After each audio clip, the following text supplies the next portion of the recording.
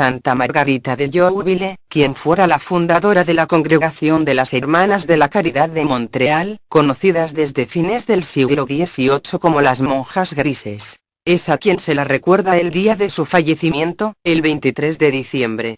Teniendo por mérito ser el primer santo canonizado que nació en la Canadá colonial. La vida de esta santa estuvo plagada de pruebas difíciles de superar, pues a pesar que ella descendía de la antigua nobleza francesa, debió vivir muchas humillaciones y dolores. Primeramente, su padre murió cuando ella era solo una niñita de 6 años de edad, su madre se casó en segundas nupcias, y cuando cumplió la mayoría de edad, a los 18 años fue desposada por conveniencia con un varón de Montreal. Este esposo frío que mantuvo a Margarita completamente ajena tanto fuese a los negocios matrimoniales, como a la propia administración de su casa que quedó en manos de su suegra. Sufrió gran dolor al ver fallecer a 4 de sus 6 hijos. Dándose también el tiempo para profundizar en la caridad hacia el hermano más desposeído. Apenas enviudó comenzó a organizar una institución de ayuda social para los más pobres de Montreal, ya fuese que fueran indígenas autóctonos, o bien mujeres, o simples aldeanos. Lo cual le trajo graves problemas que la hicieron ser tachada de loca, de alucinada, siendo acusada de aprovecharse del dolor del pobre, e incluso de ser una contrabandista de alcohol, lo que le ganó el apodo peyorativo de las mujeres de gris, siendo incluso impedida de recibir la Santa Hostia, e incluso de escuchar la Santa Misa. Pero Margarita ofreció todas las calumnias y sus humillaciones como obras reparadoras por los pecadores ante nuestro Señor Jesucristo.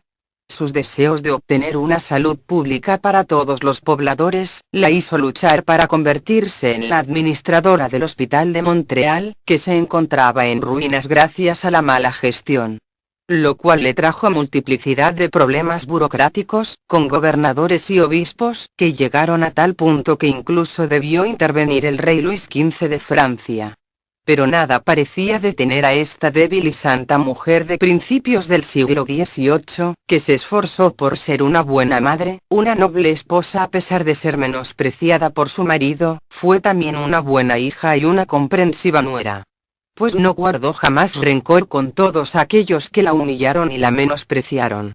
Pero ante todo, fue una santa madre tanto para los pobres indígenas como para los colonos de Montreal, y para todas sus hijas de la caridad.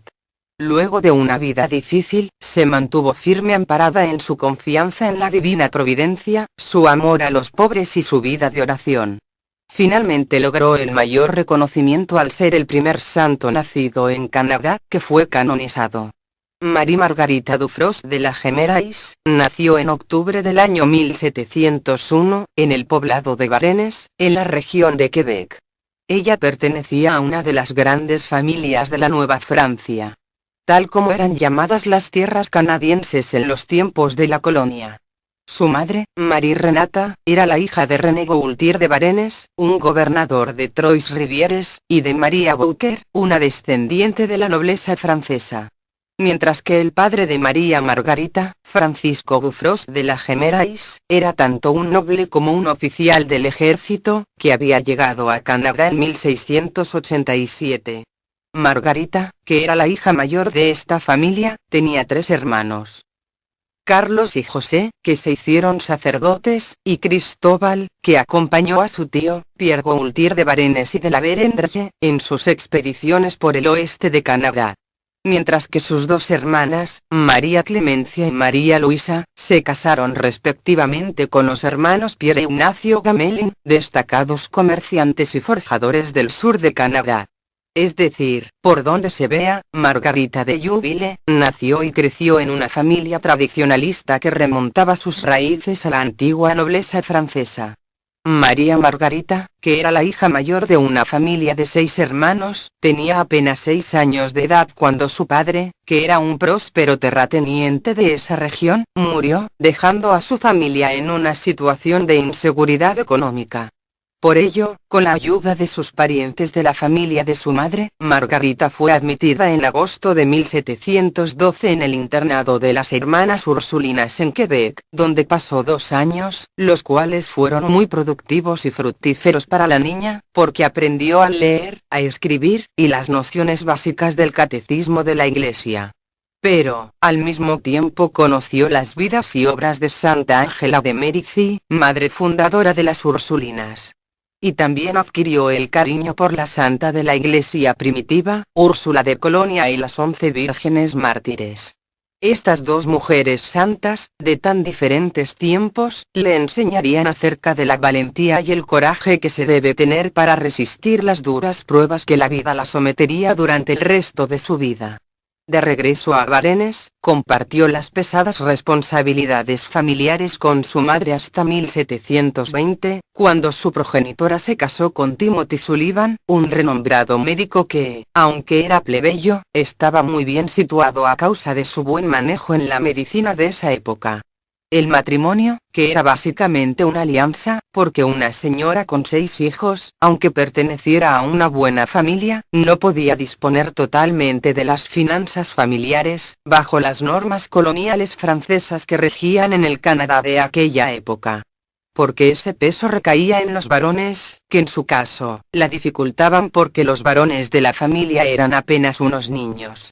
A medida que Margarita crecía, su caridad cristiana también lo hacía. A pesar de lo cual, ella, como descendiente de la nobleza, no podía elegir su propia vida, porque estaba sujeta a las decisiones matrimoniales que su familia dispusiera para ella.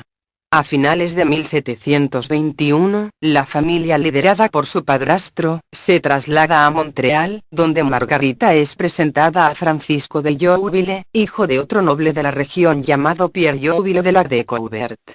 E inmediatamente su madre y su padrastro, se deciden a pactar un matrimonio por conveniencia. Resultando en que en agosto del año 1722, Francisco y Margarita se casaron en la iglesia de Notre Dame de Montreal. Su contrato de matrimonio, firmado el día anterior, es interesante porque sus firmas muestran que casi todos los eminentes de la colonia estaban presentes, entre ellos el gobernador regional Philippe Rigaud, Claudio de Ramezay, gobernador de Montreal, y Carlos Le Moyne, primer barón de Longueuil y gobernador de Trois-Rivières.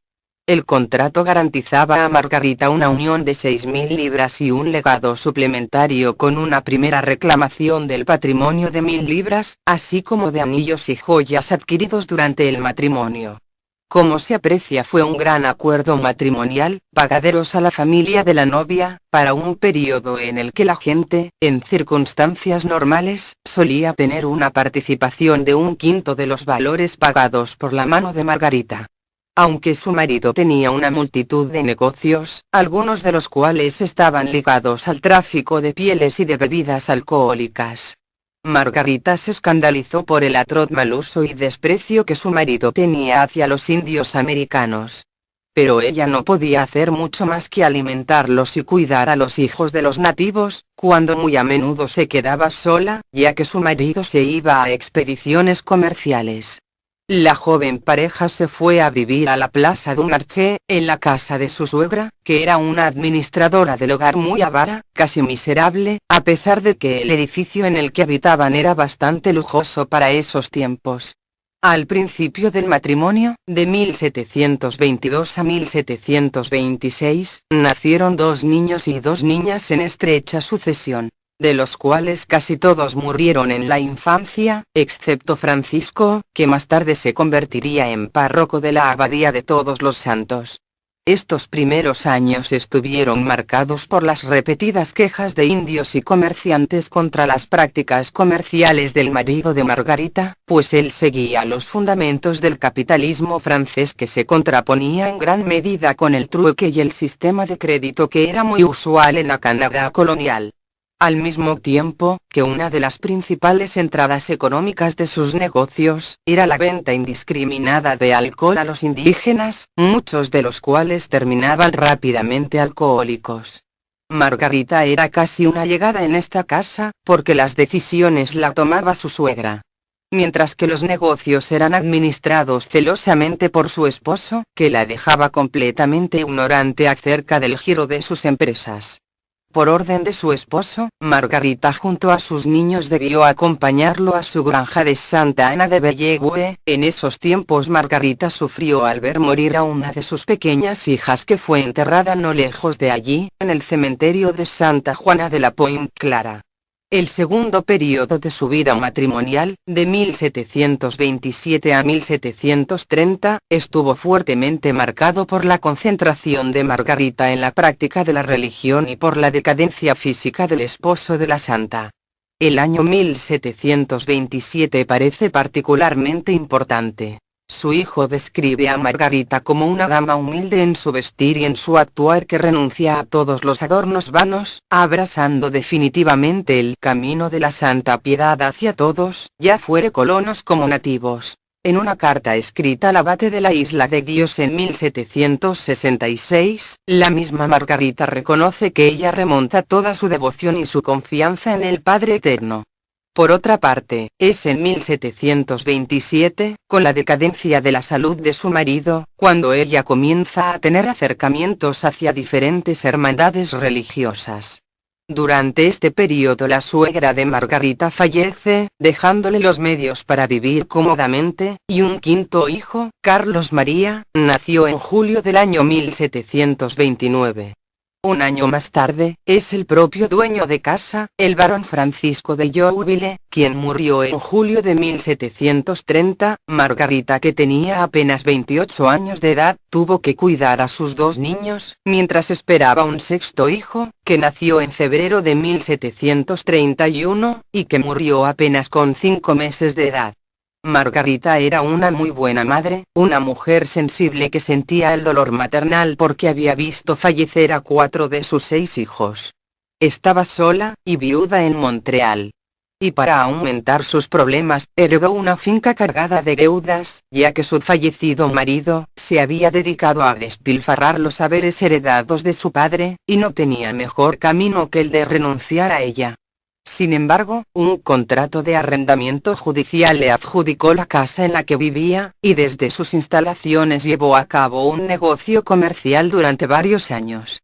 Ahora, sola y con 2 pequeños niños a los que alimentar, demostró su gran capacidad de surgimiento y de buena administración. Trabajaba incansablemente hasta altas horas de la noche, administrando su pulpería, único negocio que pudo rescatar de su esposo, por lo que vivía prácticamente encerrada junto con sus pequeños.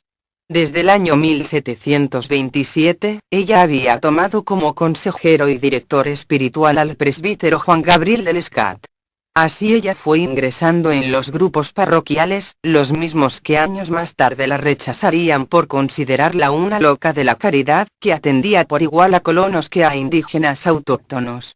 Una nueva etapa de su vida comenzaba, que llevaría a Margarita de Jouville, de nuevo en 2 fases, a asumir la responsabilidad del Hospital General de Montreal.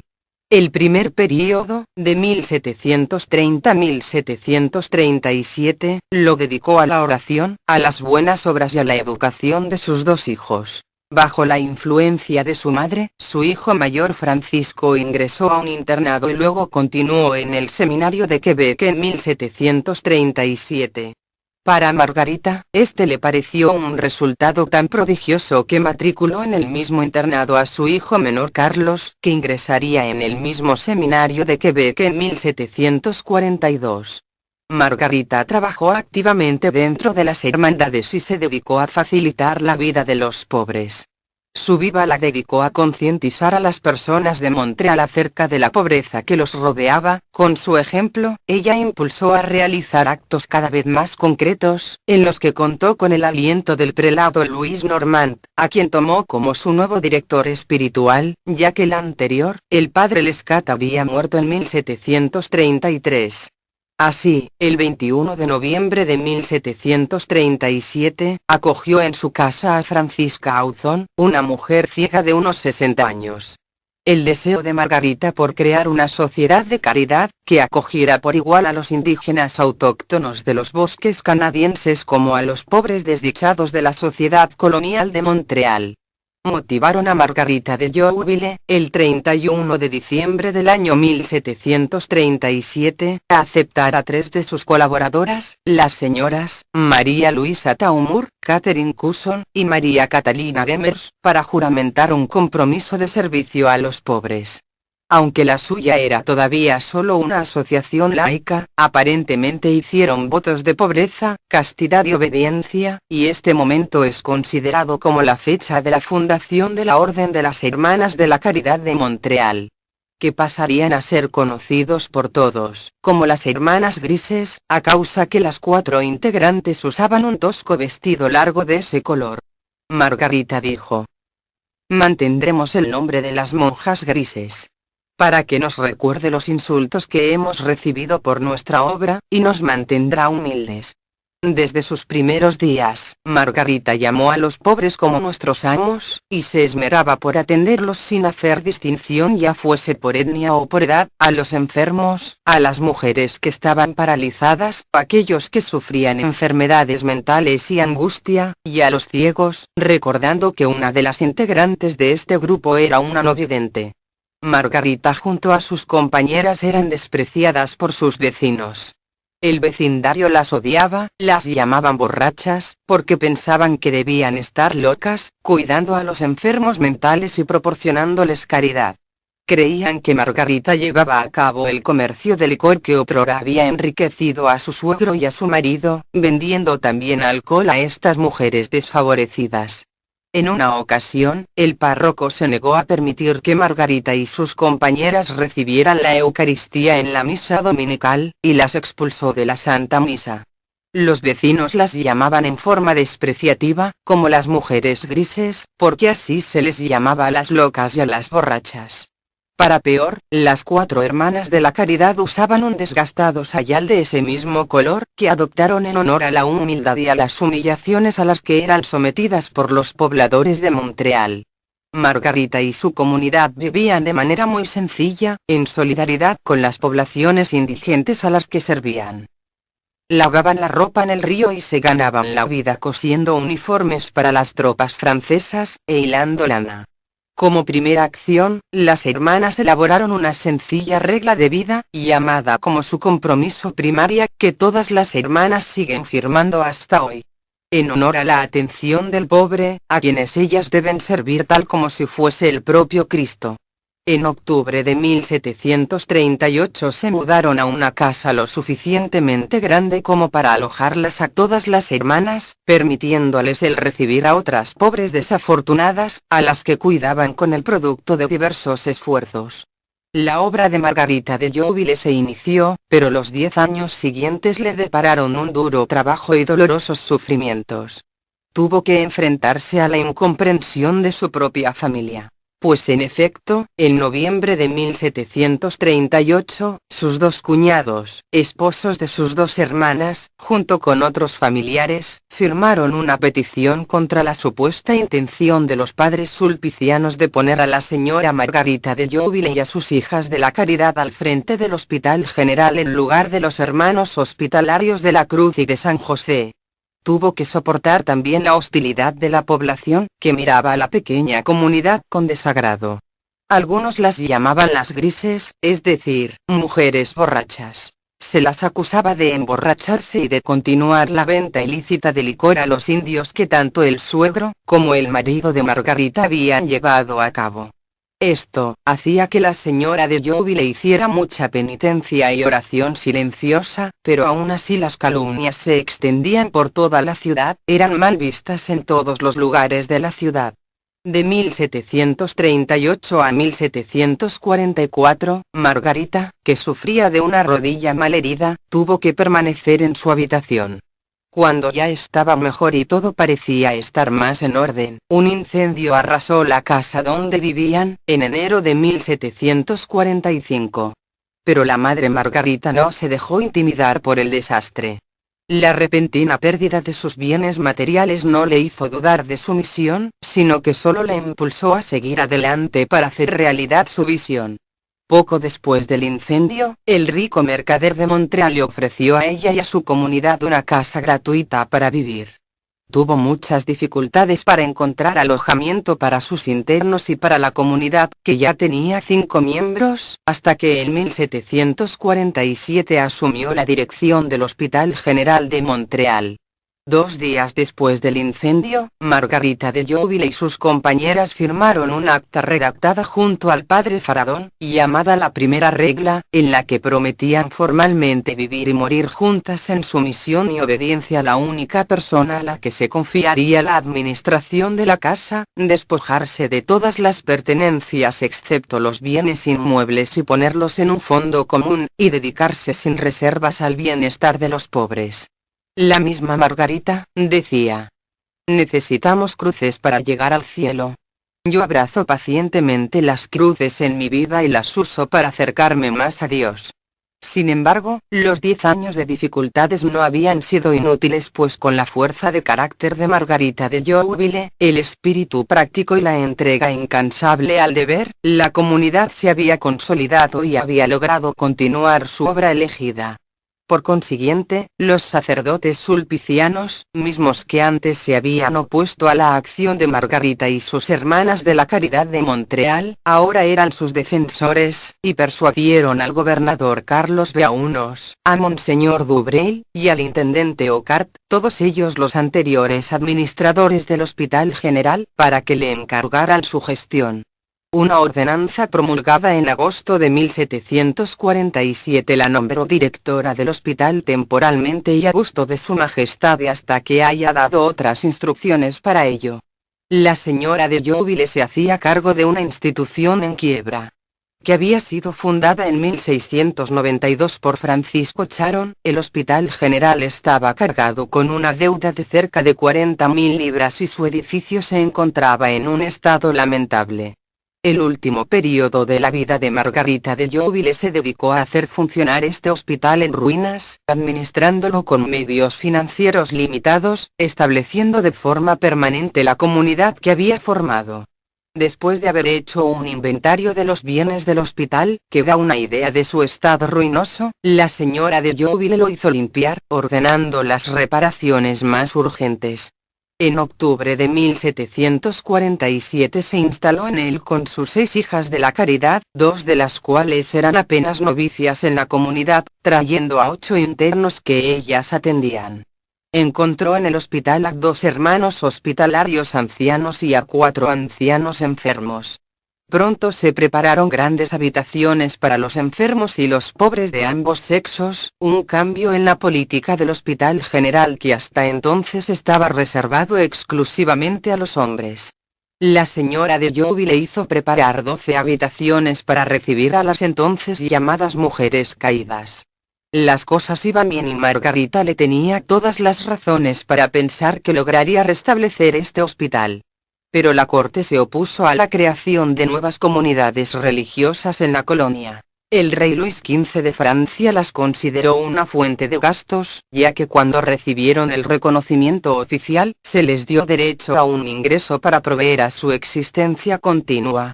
El intendente Bigot, el obispo Pondriand y el nuevo gobernador, temían que, sin este ingreso asegurado, la comunidad se desintegraría al morir Margarita, y el Hospital General fracasaría definitivamente.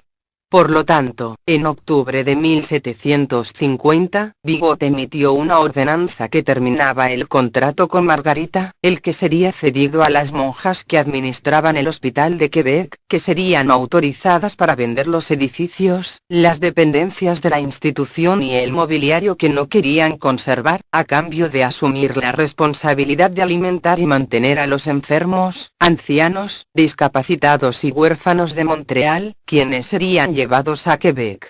En otras palabras, se cerraría el Hospital de Montreal. Sin embargo, debido al retraso de la temporada, Margarita pudo permanecer en el hospital y continuar su trabajo hasta el siguiente mes de julio. Esta ordenanza consternó a los montrealenses, que habían llegado a apreciar el trabajo realizado por la señora de Jouville y sus hermanas de la caridad. El gobernador envió al ministro de la Marina una petición firmada por 80 ciudadanos, entre ellos el gobernador de Montreal, Carlos Lemoyne, que recordaba que en la fundación del Hospital General en 1692, las cartas patentes contenían la cláusula y la reserva expresa de que dicho establecimiento debía servir a perpetuidad sin posibilidad de ser cambiado ni de lugar ni en cualquier otra obra piadosa. Margarita de Jouville y sus hermanas redactaron también una petición en la que describían las mejoras introducidas en el Hospital General desde que tomaron el relevo e indicaban el daño irreparable que se haría a los pobres de Montreal al privarles de un lugar en el que se les asegura encontrar cierta ayuda en su vejez. Finalmente, se ofrecieron a reembolsar las deudas, si ellos mismos se confirmaban en los derechos, favores y privilegios concedidos a los hermanos hospitalarios en el momento de la fundación del hospital. La señora de Jouville fue personalmente a Quebec para llevar esta petición a los obispos Pondrian y Bigot, quienes la recibieron con frialdad. No confiaban en la permanencia de la comunidad y, como muchos de sus contemporáneos, veían a Margarita como un instrumento de los padres sulpicianos, de quienes sospechaban que querían hacerse con el control del Hospital General. Por consiguiente, se negaron a apoyar su petición. Solo el gobernador se mostró comprensivo con ella y le prometió su ayuda. Por lo tanto, y tal como se relata, aunque Margarita no encontró mucho apoyo en Quebec, Juan Couturier, el superior de los sulpicianos en París, asumió su defensa en la corte y subrayó su oferta de pagar las deudas del hospital con la condición de que el rey reconociera su comunidad por medio de cartas patentes y la nombrara definitivamente a Margarita como directora del Hospital de Montreal. También sacó a relucir una cláusula del contrato entre los padres sulpicianos y Francisco Caronte que estipulaba que si el hospital dejaba de existir, y si los hermanos no compraban el terreno volvería al seminario, junto con todos los edificios del mismo. Como los hermanos nunca lo habían comprado, Bigot no podía disponer de una propiedad que pertenecía a la congregación de los sulpicianos. Después de tanta burocracia y tanta oración y ayuno por parte de Margarita, consiguieron que en diciembre de 1751, el intendente se vio obligado por orden real a emitir una ordenanza que revocaba la unión del Hospital General de Montreal con el de Quebec, dejando a la señora de Jouville al frente de la institución. En mayo de 1752 el rey Luis XV, en consejo realizado en el Palacio de Versalles, ordenó a los administradores del hospital que firmaran un contrato con Margarita para determinar cómo se administraría. La fama de la señora de Jouville había llegado hasta París, gracias a que ella misma le había entregado unas actas a los fideicomisarios reales en junio de ese año, en las que exponía los métodos que pensaba adoptar para saldar las deudas del hospital, métodos que revelan una capacidad administrativa que el gobierno y los comerciantes de la época podrían haber envidiado. Como una mujer prudente que casi lo había perdido todo, también expuso sus condiciones. Ella y sus hermanas serían dispensadas de la enseñanza y cerrarían la escuela que los hermanos hospitalarios dirigían en el hospital. Tendrían todos los derechos y privilegios concedidos a los hermanos. Si un día el rey decidiera quitarles la administración de la institución, las 18.000 libras que estaban sacrificando para saldar las deudas tendrían que ser devueltas. Las cartas patentes, fechadas en junio de 1753, en las que el rey Luis XV reconocía la comunidad de las Hermanas de la Caridad de Montreal, como entidad legal y ponía a Margarita de Jouville y sus compañeros oficialmente a cargo de la administración del Hospital General, estas noticias que llegaron a Quebec en el otoño siguiente, y que fueron registradas en el Consejo General de la ciudad, en octubre de 1754. Para junio de 1755, el obispo Pondrian realizó una visita apostólica a las Hijas de la Caridad, realizó su visita pastoral a la comunidad y aprobó oficialmente el reglamento elaborado por el normando du Faradón al comienzo de su vida en común. El 25 de agosto, 11 de los que ya habían hecho su profesión recibieron el hábito de manos del sulpiciano. Tomaron el nombre de Hermanas de la Caridad del Hospital General o Monjas Grises, en memoria del sobrenombre que les dieron los habitantes de Montreal. En Francia, entretanto, gracias a la acertada gestión del abad de la isla, los acreedores del Hospital General fueron saldados y las deudas de la institución fueron finalmente pagadas en 1756. Durante la lucha entre Francia e Inglaterra por Canadá, Montreal finalmente se rindió a las tropas británicas en 1759. Margarita y sus hermanas cuidaron de los soldados franceses y británicos por igual, proporcionando cuidado y amabilidad a todos los soldados heridos. De hecho, Margarita compró a un soldado británico de su cautiverio y lo llevó al hospital para que lo atendieran. Margarita llamó a los pobres nuestros amos, sin preocuparse por nadie. En un duro invierno canadiense, Margarita encontró un bebé abandonado en la nieve y lo tomó como una señal de que debían abrir orfanatos.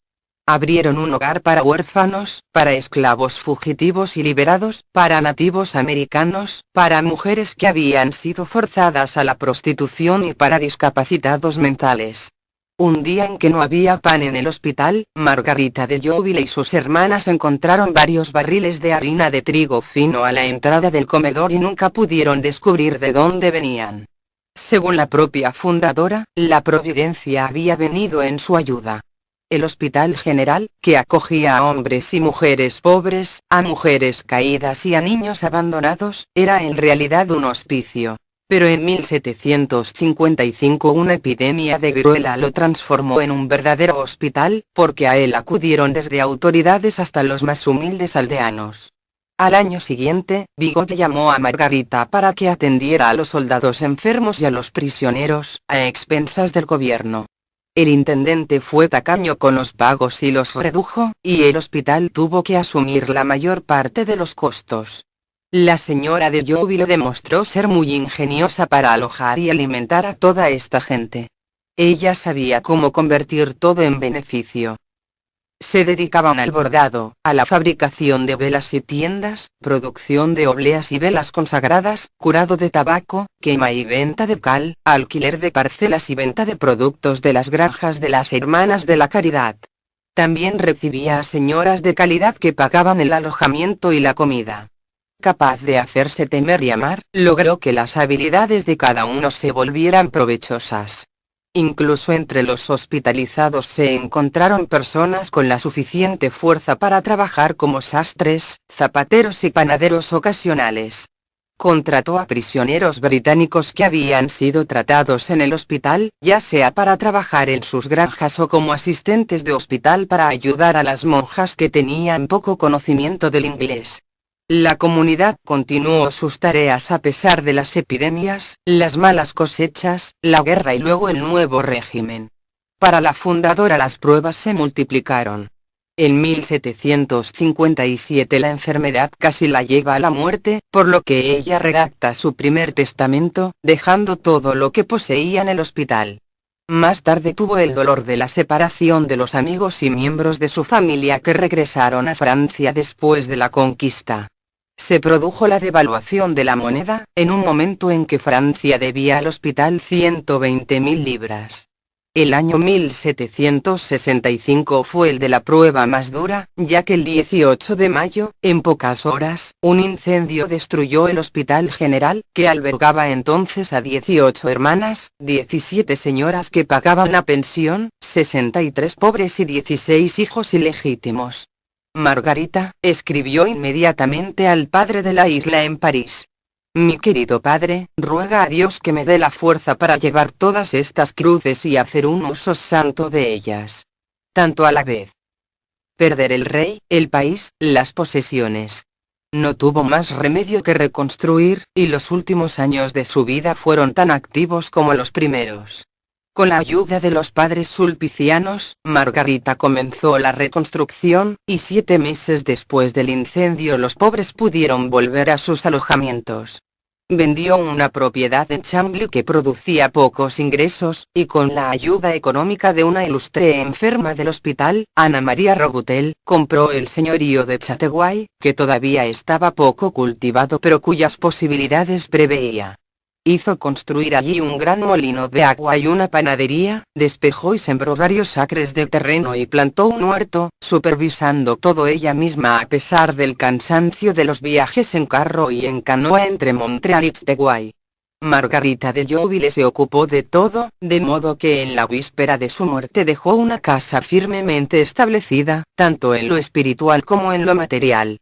En un segundo testamento legó la mitad de sus bienes a sus 2 hijos y el resto al Hospital General, con la condición de que si se presentaba la ocasión, sus hijos se retiraran a vivir allí sin pagar. Murió el 23 de diciembre de 1771 después de un ataque de parálisis, siendo recordada por todos en Montreal, como una mujer excepcional. Por voluntad de la fundadora, a Sor Teresa Lemoine le correspondió la tarea de continuar con su obra.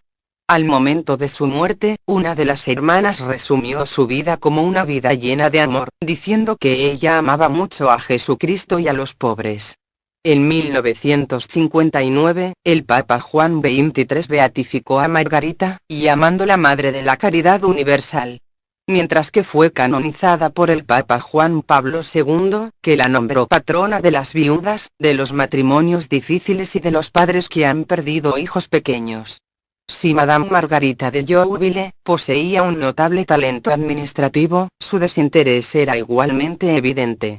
Y el coraje indomable que le permitió resistir a sus numerosas pruebas, defenderse de las acusaciones injustas de los poderosos del Canadá y soportar los insultos y las calumnias del pueblo, no debe ocultar la sensibilidad de esta mujer, que se conmovió tanto por las desgracias como por los momentos de felicidad de sus parientes y amigos y a quien toda forma de aflicción humana tocó profundamente. Su correspondencia revela la intensidad de su vida espiritual, y la tradición le atribuye milagros y ciertas declaraciones